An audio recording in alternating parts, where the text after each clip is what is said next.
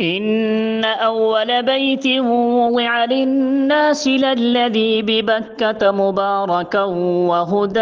للعالمين فيه آيات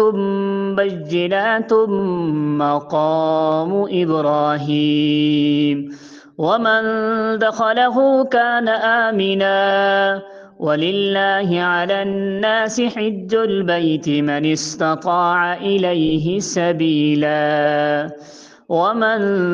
كفر فإن الله غني عن العالمين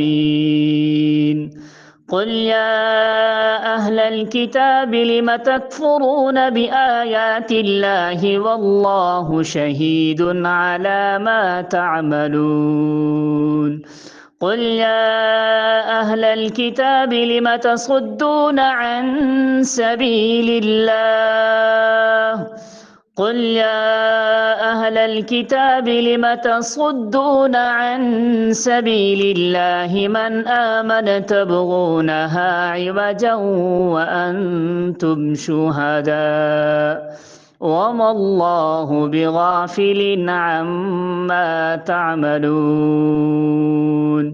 يا أيها الذين آمنوا إن تطيعوا فريقا من الذين أوتوا الكتاب إن تطيعوا فريقا من الذين أوتوا الكتاب يردوكم بعد إيمانكم كافرين وكيف تكفرون وأنتم تتلى عليكم آيات الله وفيكم رسوله ومن يعتصم بالله فقد هدي إلى صراط مستقيم